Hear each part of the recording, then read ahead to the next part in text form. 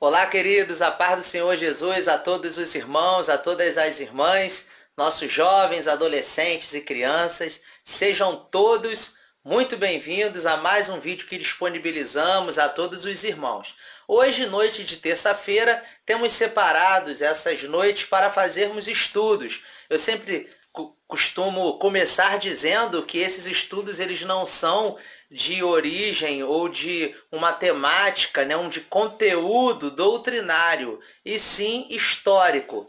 Esses assuntos, normalmente, nós não tratamos eles no púlpito. Por quê? Porque quando temos a congregação reunida, normalmente nós pegamos esse tempo para falar sobre questões que envolvem doutrina, ensinamento no que tange a doutrina. Essas questões históricas, elas ficam mais à margem, tá certo? Então, como nós estamos nesses dias de quarentena, nós resolvemos separar para fazermos esses estudos.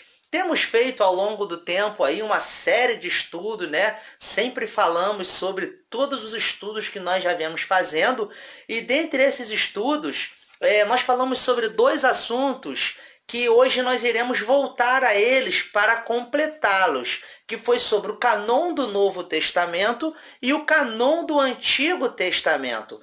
Quando nós olhamos esses dois assuntos que estão lá gravados, irmãos podem pensar assim: Guedes, não lembro bem sobre aquilo que foi falado nesses estudos. Bom, aí você pode mandar para a gente aí a pergunta ou pedindo o link do estudo que você quer, que a gente envia novamente. Os estudos eles não estão públicos no canal do YouTube, né? Eles estão privados, porque como é uma coisa mais direcionada à igreja, então nós estamos fazendo assim. Futuramente nós iremos aperfeiçoar, né, os estudos e tudo mais, e pretendemos colocar eles de forma pública. Mas nesse momento é mais uma comunicação nossa com a igreja, tá certo? Mas isso não significa que você não possa mandar para um amigo, para um irmão, sem problema algum, porque todos nós nesses dias estamos precisando de conteúdo bom, tá certo? E nós temos tentado fazer isso olhando os vários aspectos aí, e nesse estudo, aspecto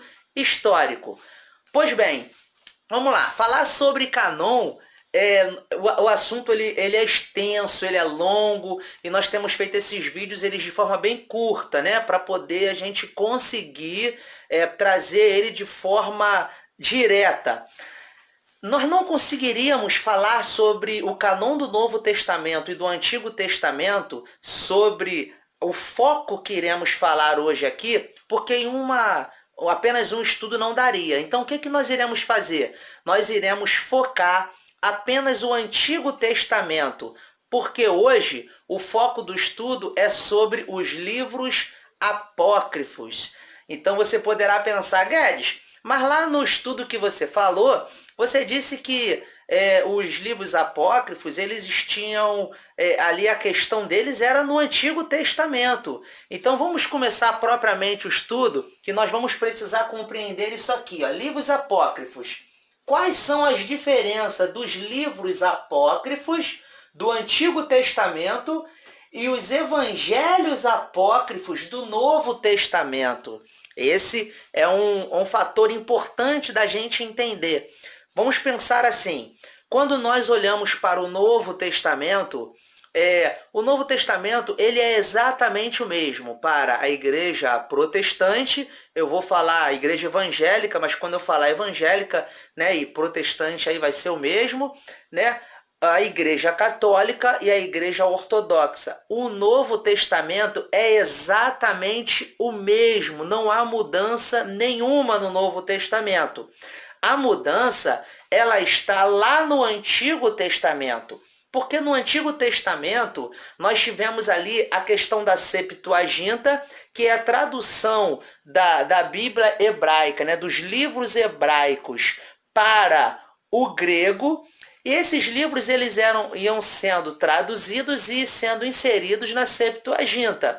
Aconteceu que em um determinado tempo, os livros no tocante à religiosidade judaica estavam todos ali sendo inseridos na Septuaginta, e já não se sabia mais o que era de fato um livro canônico e o que não era um livro canônico.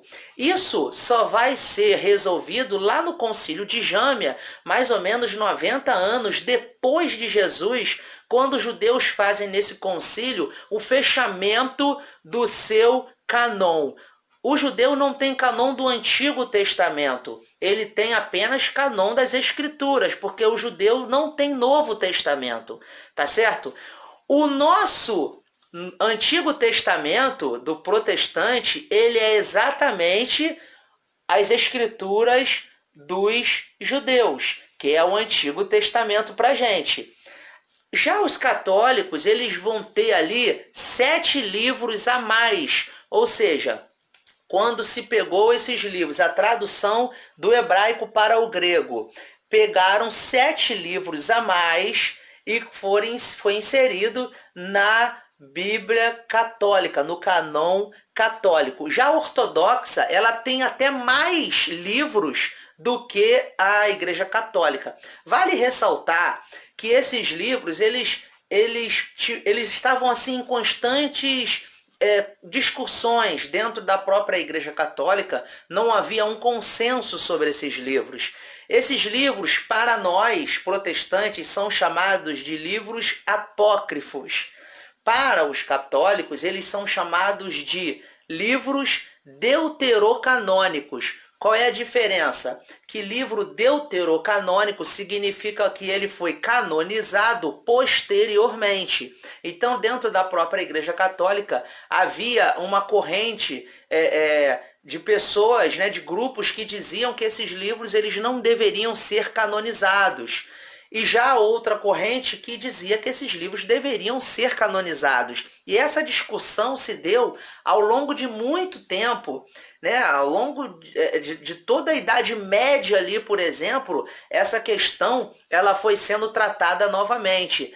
Até que na Reforma Protestante, Martim Lutero ele coloca esses livros na sua tradução da Bíblia em latim para o alemão. O que ele faz? Ele coloca já esses livros como um anexo no final da Bíblia. Ou seja, ali Lutero já estava mais ou menos que indicando que esses livros ele era daquele grupo que duvidava da canonicidade desses livros. Mas como até então eles eram livros considerados canônicos, estavam em plena reforma, ele ainda assim traduziu esses livros e colocou eles como anexo no final da Bíblia que ele traduziu para o alemão. Bom, a primeira igreja a tirar esses livros definitivamente do canon protestante foi a igreja anglicana. Tá certo? Bom, esse foi aí um pequeno resumo para que a gente possa entender essa diferença. E a questão dos evangelhos do Novo Testamento? A gente vai fazer um estudo específico para esse caso. Porque no Novo Testamento, como eu falei para os irmãos, não há diferença no nosso canon da Igreja Católica e nem da Ortodoxa. É a mesma coisa. Aí você poderá me falar, Guedes, então por que você vai fazer um estudo sobre os evangelhos apócrifos? Porque nós sabemos que, embora não haja diferença no nosso canon para a Igreja Católica e para a Ortodoxa, ou seja, 27 livros no Novo Testamento, há mais de 140 livros que foram considerados apócrifos. Então esses livros, vira e mexe, eles entram aí nas teorias da conspiração, da vida, E isso é recorrente, Tem Evangelho de Tomé, Evangelho de Judas, e uma série de, não Judas que está na Bíblia, tá? Não o que está antes de Apocalipse, outro Judas. Uma série de evangelhos, Pastor de Hermas, ou seja, são evangelhos que não são canônicos, mas que eles foram escritos por um grupo chamado de gnosticismo, ou a sua maioria foi chamado de gnosticismo. E depois nós vamos fazer um estudo específico para falarmos sobre o gnosticismo e esses livros que foram todos eles considerados apócrifos e qual era os ensinamentos deles. Hoje nós estamos falando basicamente, nessa pequena introdução, sobre, na verdade, essa grande introdução que às vezes a gente tem que falar as coisas de forma bem pausada, que é para a gente conseguir ligar uma história a outra, Então, hoje nós vamos olhar para o Antigo Testamento e vamos ver qual é a diferença que tem entre a nossa nosso cânon protestante e o cânon da Igreja Católica, tá certo? Bom, basicamente, nós temos aqui, ó, a relação dos livros que fazem parte do cânon católico e não fazem parte do cânon protestante. São eles: Tobias, Judite, 1 Macabeus, 2 Macabeus, Sabedoria de Salomão, Eclesiástico. Vale lembrar ou salientar que esse Eclesiástico não é Eclesiastes. Eclesiastes é um livro canônico, inclusive está na nossa Bíblia. Nós estamos falando de Eclesiástico, tá certo? Isso é outro livro. O que aconteceu? Quando houve a tradução da Septuaginta, muitos livros foram considerados apócrifos, inclusive pela Igreja Católica. Mas dentre esses livros que foram considerados apócrifos, dentre vários livros, 7 livros a Igreja Católica não considerou apócrifos e canonizou esses livros. Como eles eram de uma canonicidade posterior, eles chamam eles de livros deuterocanônicos. E nós temos eles como apócrifos. São esses aí: Tobias, Judite, 1 e 2 Macabeus, Sabedoria de Salomão e Eclesiástico. Vamos dar continuidade, vamos falar um pouquinho sobre cada um desses livros. Eu preciso falar para os irmãos o seguinte: não tem como aqui a gente esticar muito o vídeo e falar minuciosamente sobre cada livro. A ideia é trazer um parâmetro geral sobre aquilo que nós estamos querendo passar para os irmãos. Tá certo? Então nós vamos falar sobre o aspecto do livro e por que nós não consideramos eles, ou pelo menos algumas coisas, né, nós não consideramos eles canônicos, tá certo? Algumas coisas que fazem eles, de fato, não serem canônicos, melhor dizendo. Então o livro de Tobias ele foi escrito 200 anos antes de Cristo. É uma história novelística sobre a bondade de Tobiel, pai de Tobias, e alguns milagres preparados pelo anjo Rafael. Então a gente vai ver aí que esse livro de Tobias, que é um desses 7 livros que está na Bíblia Católica e que não está na nossa, o que mais ou menos ele fala? Quando a gente para assim para falar, eu até tenho cuidado de sempre de falar isso. Eu sei que nós estamos fazendo estudo e a maioria dos irmãos que estão tendo acesso a esse estudo é os irmãos da Igreja Batista Nova Aliança, mas alguns irmãos mandam para outras pessoas, né? Então nós sempre temos aqui o cuidado, e mesmo se não mandasse, a gente também teria esse cuidado de falar o seguinte: quando nós falamos de uma religião de outra pessoa, nós temos que ter o cuidado de não falar aquilo que eles não falam, tá certo? Porque enriquecer o nosso estudo não é empobrecer a fala de ninguém. Então nós temos que lidar com a verdade, tá certo? Então nós não podemos aí mudar o que de fato é e o que não é, tá certo? Vamos dar então continuidade.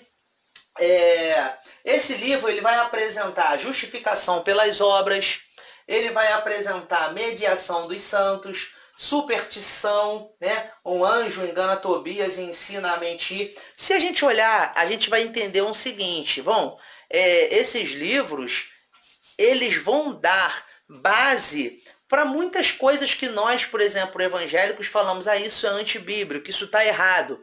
Para nós isso está errado, de fato, tá certo? Porque nós não temos esses livros como canônicos. Mas para a fé católica, aquilo é justificável porque está na Bíblia deles. Então, quer dizer, a discussão não é se aquilo é ou não é certo. A discussão é se esse livro é ou não é canônico. Porque se esse livro não é canônico, as pessoas estão praticando coisas que estão fora do contexto de Deus para a sociedade. E a gente vai ver aqui por que nós não consideramos esses livros canônicos. Tá certo? Vamos dar continuidade então. Judite, 150 anos antes de Cristo, é a história de uma heroína viúva formosa que salva sua cidade enganando um general inimigo e decapitando. Tá? Vamos dar continuidade. Baruque, 100 anos depois de Cristo. Aqui vale nós dizermos o seguinte: dentre esses 7 livros que são chamados livros apócrifos, 5 livros, eles estão dentro daquele contexto que nós já inclusive falamos aqui, de um estudo que nós falamos sobre o tempo interbíblico ou intertestamentário. O que é esse período aí? Os irmãos vão lembrar. São aqueles 400 anos que vai ser a separação do Antigo e do Novo Testamento. Nós temos como fato importante nesse período justamente o silêncio de Deus, porque nós entendemos que não houve a manifestação da voz de Deus no tocante à sua pessoa, tá certo? Não houve uma manifestação. O último profeta a profetizar no Antigo Testamento foi o profeta Malaquias, e depois houve um silêncio de Deus, embora a história judaica ela tenha dado continuidade, mas não houve uma aparição, uma teofania, ou não houve uma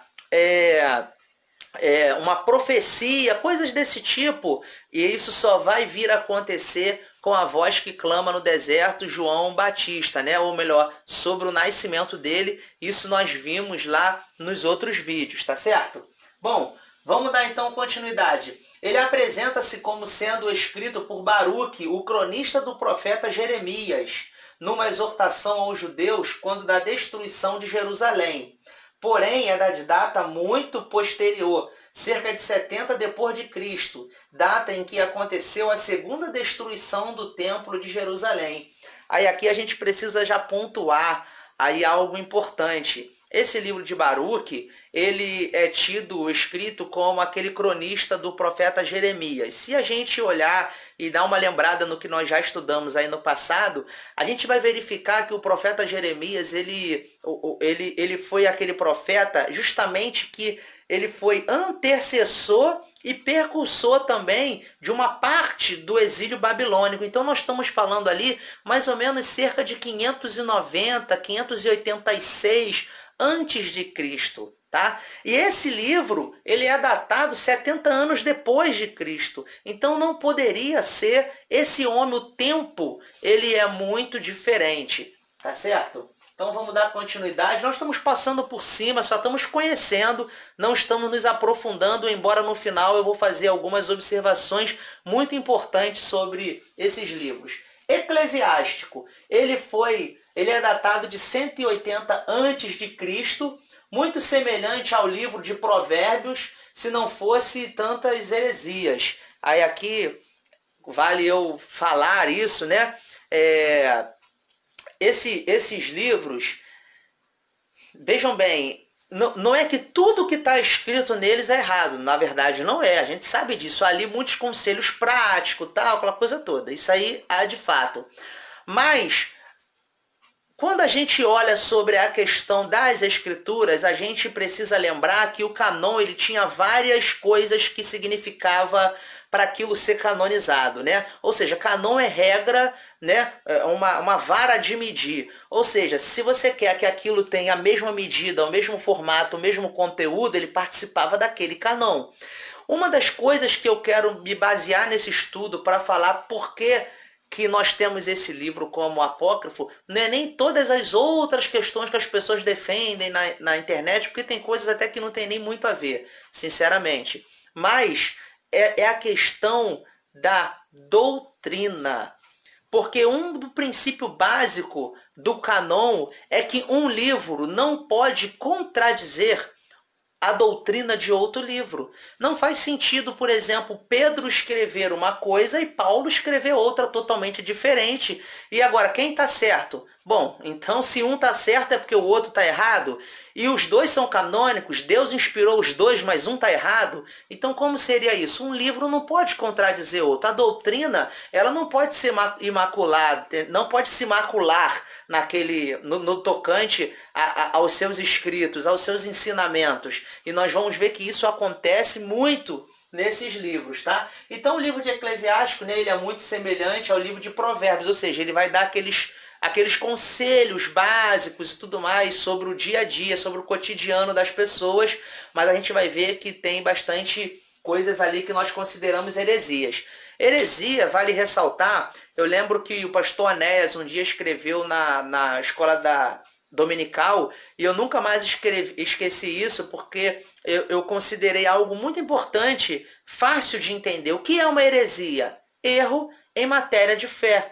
Então, quando você pratica um erro em matéria de fé, quando você ensina um erro em matéria de fé, você está praticando ou ensinando uma heresia. Tá certo? Então, vamos lá.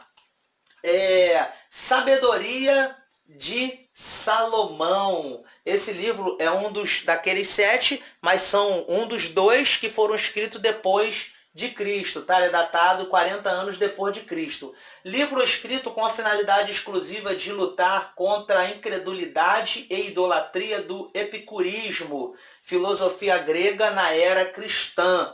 Tá? Aí ele vai falar sobre algumas questões ali, sobre o corpo como prisão da alma, doutrina estranha sobre a origem e o destino da alma. E o livro ele é bem controverso, é bem complicado no tocante a isso, porque se a gente olhar essas questões ali, elas vão se chocar totalmente com a doutrina no tocante ao que nós cremos, entendemos que a Bíblia fala, né? Por exemplo, nesses livros que eles vão se basear a questão do purgatório, e a coisa ela tende a ir por um caminho muito complicado, porque esse livro ele vai de fato bater com as doutrinas, na verdade, com a doutrina bíblica que nós sabemos que Deus deixou, tá certo? Vamos lá. 1 Macabeus, né, 100 anos antes de Cristo. Esse 1 Macabeus, nós estudamos lá no nossos estudos, que ele é datado ali de 150 antes de Cristo, quando acontece aquela situação em que os judeus eles estavam totalmente aprisionados pelos sírios. Então levanta-se 3 jovens que eram filhos de sacerdote, e eles começam uma revolta popular, e nessa revolta popular aquilo vira uma guerra, e eles acabam vencendo povos muito superiores a eles, e eles têm ali do ano 150 ao ano 60 antes de Cristo um período de paz e prosperidade. Então esse 1 Macabeus ele tem justamente essa fala, né, de falar basicamente sobre isso. Descreve a história de 3 irmãos da família dos Macabeus, que no chamado período interbíblico, 400, né, antes de Cristo, lutaram contra os inimigos dos judeus, visando a preservação do seu povo e a terra. Tá? Então esse é 1 Macabeus. Já esse daqui, 2 Macabeus, ele também é datado do ano 100 antes de Cristo, mas ele não é a continuação de 1 Macabeus. Um daqueles 3 filhos, né, do sacerdote era chamado Judas. E esse 2 Macabeus, como Judas foi o homem que mais sobressaiu nessa guerra, ele era muito importante naquela revolta popular que teve. Esse livro de 2 Macabeus vai falar especificamente sobre ele e sobre algumas coisas lendárias no tocante à sua pessoa, tá certo? Né? Relatos paralelos cheios de lendas e prodígios de Judas Macabeu. Aí vai falar aqui da oração pelos mortos, vai falar sobre culto e missa pelos mortos. O próprio autor não se julga inspirado. Isso aqui também é importante nós termos uma ideia sobre isso, porque agora nós vamos olhar mais especificamente sobre algumas coisas que nós temos que esses livros não são inspirados. Vamos lá. Para os protestantes, esses livros contêm erros históricos, geográficos, cronológicos, além de doutrinas obviamente heréticas. De tudo isso daí que nós falamos, né, conhecemos um pouco o livro, eu preciso falar um pouco sobre por que esses livros não são canônicos. A gente precisa voltar um pouquinho e entender. Bom, esses livros eles não são canônicos, não é só para nós protestantes. Dentro da própria Igreja Católica, ao longo dos anos, havia uma forte corrente que não queriam a canonização desses livros. Tá? Só que a outra corrente venceu e esses livros foram chamados de livros deuterocanônicos, ou seja, eles mantiveram a sua canonicidade, porém foram chamados de deuterocanônicos porque foram canonizados posteriormente. Tá certo? Então isso precisa ficar claro. O que que aquelas pessoas dentro da Igreja Católica que eram contra a canonicidade desses livros, eles falavam? Ou por que que os protestantes também tiraram esses livros no tocante à sua canonicidade? Bom, nós protestantes precisamos lembrar o seguinte: o nosso Antigo Testamento, ele é exatamente igual ao canon hebraico, tá certo? Lá no Concílio de Jâmia, como nós conversamos anteriormente, o que que vai acontecer ali no Concílio de Jâmia? Os judeus, eles vão falar de fato o que é e o que não é livro canônico para eles. E o nosso canon do Antigo Testamento é exatamente esse canon hebraico. Tá certo? Por quê? Porque o Antigo Testamento é basicamente questões judias. Entende? Da história dos judeus e das profecias sobre Cristo, porque a Bíblia é cristocêntrica. Agora, nada do Antigo Testamento pode contradizer o Novo. Nada do Novo pode contradizer o Antigo. Ou seja, eles se complementam, eles se cumprem e não pode haver nenhum tipo de coisa que um macule o outro. Isso não tem como. Tá certo? Agora, além disso daqui que nós falamos, de erros, de questões geográficas, históricas, isso aí nem me importo muito. A questão que eu mais me atenho aí é sobre a doutrina. A doutrina, de fato, é muito diferente, muito complicada, e aqui a gente observa que há diferenças gritantes, que a gente pode, inclusive, considerar heresias. Vamos destacar alguns erros desses livros. Volto a dizer para os irmãos, nós não iremos falar sobre todos e nem sobre todos os erros que existem neles. Tá certo? Vamos falar de alguns só para contextualizar, até porque estamos chegando já perto do nosso tempo aí do estudo. O livro de Tobias.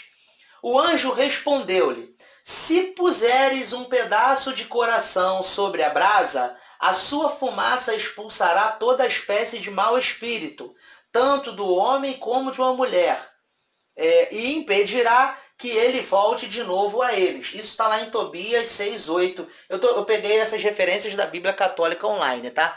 Então vamos lá, vamos entender o que acontece ali. Eu li a história ali de Tobias e vou aqui parafrasear para os irmãos para poder chegar a esse versículo. Aqui vai dizer que Tobias ele estava andando com o anjo Rafael, e quando Tobias ele chega perto da margem de um rio, um peixe tenta agredir ou pegar Tobias, e Tobias grita para o anjo: olha, ele está querendo me pegar. O anjo falou: pega ele pelas guerras, traz ele, corta ele, pega o coração, as vísceras, tudo mais, tal, salga uma parte, e a outra parte vai servir de remédio. Então Tobias ele depois questiona o anjo como que aquilo serviria de remédio. Aí o anjo chega para ele e fala isso daqui, ó: você vai pegar o coração do peixe, se puser um pedaço do coração sobre a brasa, a sua fumaça vai expulsar os maus espíritos, tanto dos homens quanto das mulheres, e não vai permitir que eles voltem. Aí a gente precisa entender aqui, né, irmãos? Olha, veja bem, existe uma questão que vai falar sobre o ato de se expulsar os espíritos malignos. Isso aí a gente vê nas Escrituras. Mas isso daqui contraria totalmente aquilo que a Bíblia vai falar sobre isso. O que ele está dizendo é o seguinte: você pega um coração do peixe, coloca no coração do peixe sobre a brasa, acende ali, a fumaça vai expulsar os maus espíritos. Então você vê que é uma coisa que é totalmente fora da doutrina ensinada por Cristo e pelos apóstolos. É uma coisa totalmente fora. Aí não é uma questão da gente falar: mas é superstição, é porque vocês não creem. Não. Eu acredito que, por exemplo, Jonas, eu acredito em milagre. Acredito que Jonas foi engolido por um grande peixe. E se a Bíblia falasse que uma sardinha engoliu Jonas, eu ia acreditar também. Agora, desde que essa questão não contrariasse uma outra doutrina que o Senhor nos ensinou e que os apóstolos ensinaram. Isso daqui contraria totalmente. Quer dizer que se eu pegar o coração de um peixe e queimar ele, a fumaça vai expulsar maus espíritos? Então, vocês veem por aí que a coisa não funciona dessa maneira.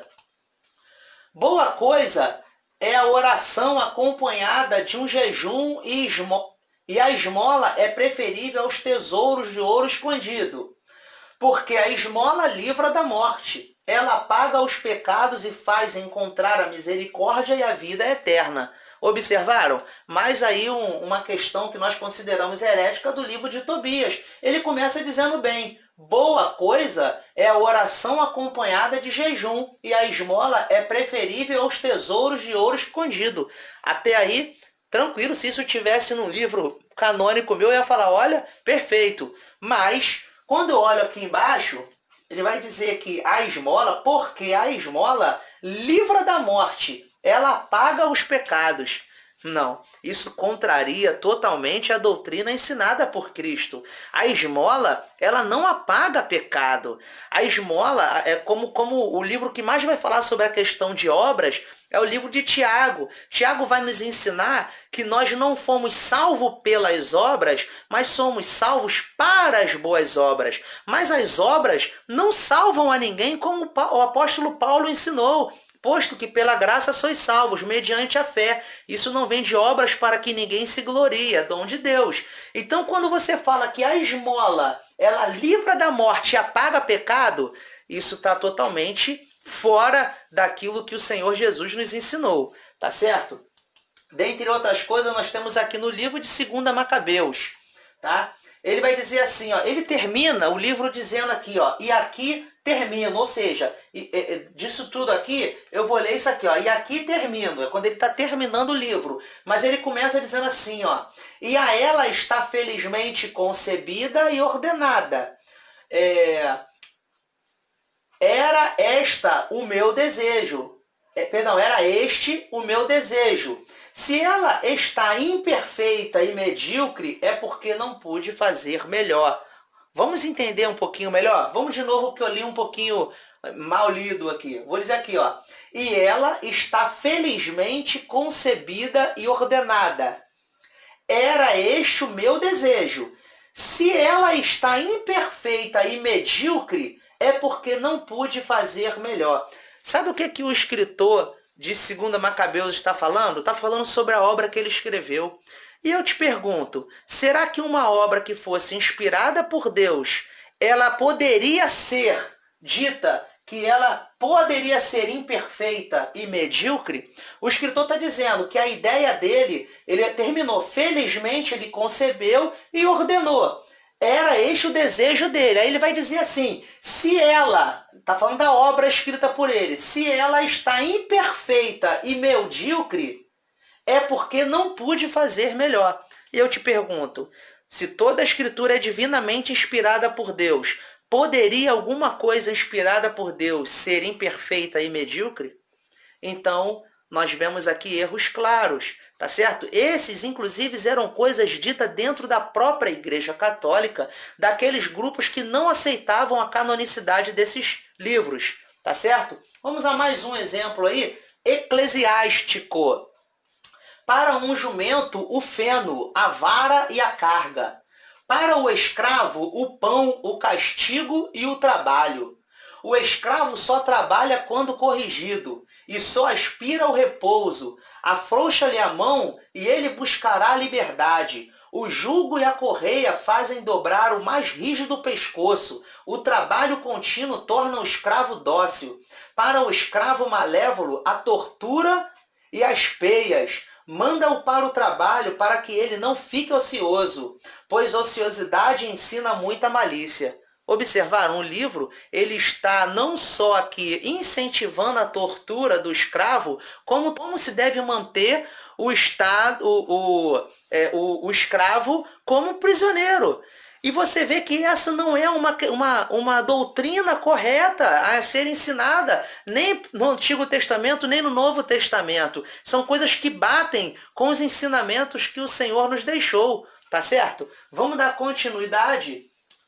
Faze o bem ao homem humilde, e nada deis ao ímpio. Impede-o que se lhe dê pão, para não suceder que ele se torne mais poderoso do que tu. Isso está lá em Eclesiástico 12, eu esqueci agora de botar ali o versículo. Observaram? Ele está dizendo o seguinte, faze o bem ao homem humilde, e nada deis ao ímpio. impede que lhe dê pão, para que não suceda que ele se torne mais poderoso do que tu. Ou seja, o que ele está dizendo é, olha, vocês aqui, vocês não devem, né, ajudar a pessoa ímpia. Por quê? Nega o pão para ele, não dá nem o pão, não dá nada. Por quê? Para ele não se tornar mais poderoso do que você. E eu pergunto a você, isso consegue se encaixar dentro do Evangelho de Cristo? Consegue isso ser uma palavra inspirada? A gente consegue entender isso como algo inspirado? Muito pelo contrário, fazermos as obras, seja de qual ideia for, é algo agradável a Deus. A Bíblia, inclusive, ensina que se você faz com a mão direita, que a tua esquerda não saiba. Mas ela nunca ensina que você não deve fazer, que você deve negar o pão para que a pessoa não se torne mais poderosa do que você. Tá certo? Bom, dentre outras coisas, isso foi algumas das quais eu resolvi colocar, que é para o estudo não ficar grande. Tá certo? Aqui cabe a gente dizer o seguinte. Vamos lá. Esses livros são livros deuterocanônicos pela Igreja Católica. Então a Igreja Católica ela não tem 39 livros, tá certo? Eles têm 46, tá? No Antigo Testamento. Nós temos 39. Por que 39? Porque o nosso canon do Antigo Testamento é o mesmo canon hebraico. Tá? Também temos aqui uma questão que eu vou trabalhar posteriormente com os irmãos, que é sobre umas adições do livro de Daniel e do livro de Esté. Essas adições foram feitas em grego e a gente vai entender por que nós não temos essas adições no nosso livro. Tá? Não coloquei nesse estudo agora porque os irmãos vão vendo que a coisa vai ficando grande. E nós estamos tentando fazer estudos aí no máximo de 35 minutos, inclusive já estamos até passando aí do nosso tempo. Mas futuramente vamos estar falando sobre os livros, os evangelhos, né, do Novo Testamento, que aí são apócrifos tanto para nós quanto para a Igreja Católica e para a Ortodoxa, né? E vamos estar falando também dessas adições ao livro de Daniel e ao livro de Esté. Tá certo? Bom, fiquem na paz do Senhor, que Deus abençoe a todos, fiquem ligados no vídeo. Eu sei que o assunto é complexo, é grande, mas a gente vai de pedacinho em pedacinho tentando tirar as dúvidas. Fiquem na paz, até o próximo vídeo.